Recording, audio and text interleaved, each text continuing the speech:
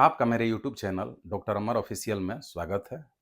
मेरे इस चैनल के सभी वीडियोज ज्ञानवर्धक एवं मनोरंजक हैं, जिसे आप कृपया लाइक, शेयर और सब्सक्राइब करें।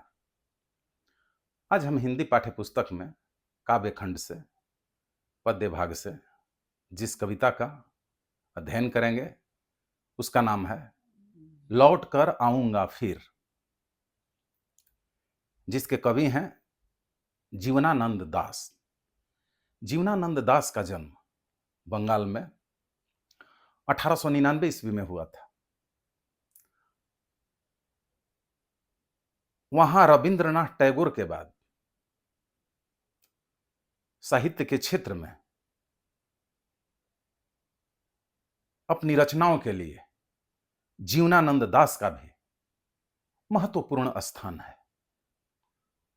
और इस कविता लौट कर आऊंगा फिर में इन्होंने अपनी मिट्टी से प्रेम की बात,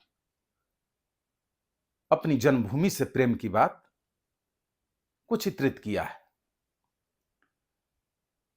कि वैसे भी सबको अपनी जन्मभूमि, अपने जन्म स्थान की मिट्टी से, वहां के परिवेश से लगाव होता है। जननी जन्मभूमिश्च स्वर्गादपि गरीयसी, ये हम पढ़ते हैं कि जननी और जन्मभूमि स्वर्ग से भी पढ़कर है कि अपनी जननी जन्मभूमि के लिए, अपनी मिट्टी के लिए करोड़ों करोड़ स्वर्ग न्यौछावर किए जा सकते हैं। तो कहने का मतलब कि यही बात वो जीवनानंद दास जी कर रहे हैं कि लौट कर आऊंगा फिर, कि मेरी जो मिट्टी है, बंगाल की धरती जो है, जहां मैं रहता हूं, वो मुझे इतनी प्यारी है कि मरने के बाद भी मुझे मनुष्य जन्म मिले या अगर जो भी जन्म होता होगा, पुनर्जन्म, चाहे किसी पक्षी के रूप में, अबाबिल, कौवा, हंस, उल्लू, सारस, किसी भी पक्षी के रूप में मुझे जन्म मिले, मैं यहीं पे लौट कर आना चाहूंगा फिर से, और अपने जन्मभूमि की मिट्टी को, यहां के परिवेश को, यहां के प्राकृतिक वातावरण को निहारना चाहूंगा और इसी में जीना चाहूंगा। नदियों के किनारे, खेतों में धान की लहलहाती फसलों को मैं बार बार निहारना चाहूंगा। सारस बनकर आसमान में कतार में बादलों के संग उड़ना पसंद करूंगा। जल में हंस के रूप में तैरना पसंद करूंगा। मगर किसी भी रूप में मुझे अपनी बंगाल की मिट्टी में ही फिर से पुनर्जन्म मिले और उसी मिट्टी पे जिंदगी जीने का अवसर मिले, चाहे किसी भी रूप में हो। अपने दिल की, मन की बातों को इस कविता के माध्यम से जीवनानंद दास जी ने बयां किया है। अपनी मिट्टी से प्रेम की बात सब में देखी जाती है। पशु पक्षियों, इंसान की तो और बात है, पेड़ पौधों को भी देखी जा सकती है कि कश्मीर के पेड़ पौधों को यदि हम बंगाल की धरती पर लगाना चाहें तो वे उगकर भी अपने मुल्क, अपनी मिट्टी की स्मृति में मुरझा जाएंगे, जैसे सेव वृक्ष। भारत की भूमि पर निरंतर हरे भरे रहने वाले आम्र वृक्ष, आम के पेड़ प्रयास करने के बावजूद भी रूस की धरती पर नहीं उग पाएंगे। उन्हें अपने वातावरण, मिट्टी, जन्मभूमि की जुदाई बर्दाश्त नहीं होती है। जो भरा नहीं है भावों से बहती जिसमें रसधार नहीं, वह हृदय नहीं, वह पत्थर है जिसमें स्वदेश का प्यार नहीं। यानी कि अपनी मिट्टी की याद, मिट्टी से प्रेम की बात सब में देखी जाती है। यहां स्वर्गीय माखनलाल चतुर्वेदी की इन पंक्तियों का उल्लेख करना भी प्रासंगिक हो जाएगा कि मुझे तोड़ लेना बनमाली, उस पथ पर देना तुम फेंक, मातृभूमि हित शीश चढ़ाने जिस पथ जाए वीर अनेक।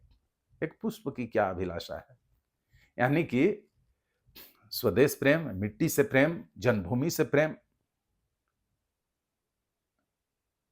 और ये इस प्रेम की बात सर्वोपरि होती है। तो यही चाह जीवनानंद दास जी को है कि लौटकर आऊंगा फिर। क्या कहते हैं अपनी पंक्तियों में कि खेत हैं जहां धान के, बहती नदी के किनारे, फिर आऊंगा लौटकर एक दिन बंगाल में। नहीं शायद होऊंगा मनुष्य तब, होऊंगा अबाबिल या फिर कौआ।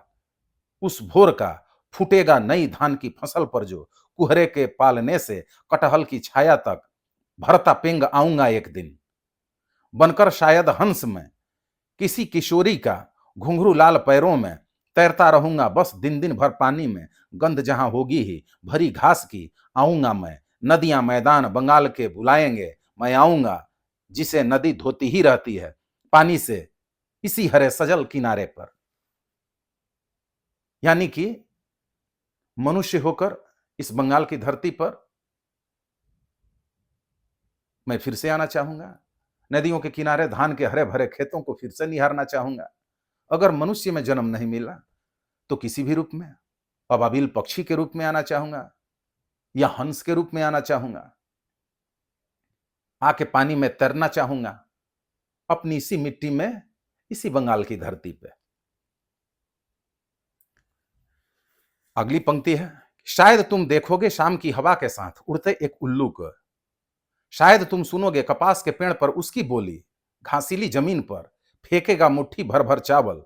शायद कोई बच्चा उबले हुए देखोगे रूपसा के गंदले से पानी में, नाव लिए जाते एक लड़के को, उड़ते फटे पाल की नाव। लौटते होंगे रंगीन बादलों के बीच सारस, अंधेरे में होऊंगा मैं उन्हीं के बीच, देखना।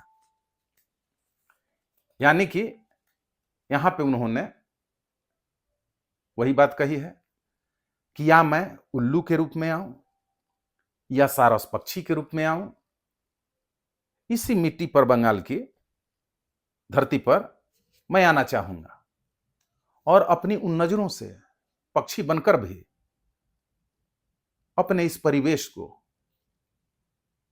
अपने इस क्षेत्र को बार बार निहारना चाहूंगा। बादलों के बीच सारस के झुंड में मैं भी एक सारस पक्षी की तरह उड़ूंगा और आसमान से अपने पूरे बंगाल के परिवेश को निहारता फिरूंगा। चाहे उल्लू के रूप में हो, चाहे कौवा के रूप में हो, किसी भी रूप में आकर मैं इस परिवेश को बार बार निहारना चाहूंगा। लेकिन मैं बंगाल की धरती ही पे लौटकर आऊंगा फिर। यही कामना मेरी ऊपर वाले से है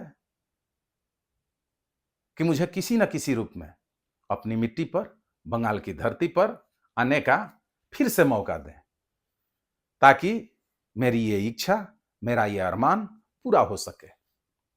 आगे शब्द निधि में कुछ शब्द हैं। अबाबिल, इसका अर्थ है एक प्रसिद्ध काली छोटी चिड़िया जो उजड़े हुए मकानों में रहती है। अबाबिल एक पक्षी है जो कि खंडहर वगैरह सुनसान जगहों में, मकानों में कहीं कहीं पाई जाती है अबाबिल पक्षी। पेंग, पेंग का अर्थ है झूले का दोलन जो डोलता रहता है। रूपसा, रूपसा बंगाल की एक नदी है जिसका नाम रूपसा कहा गया है। सारस एक पक्षी है, क्रॉन्च भी इसे कहा जाता है।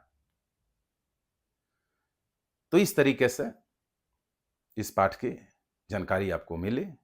फिर अगले दिन अगले अध्याय में किसी और पाठ की चर्चा करेंगे। धन्यवाद।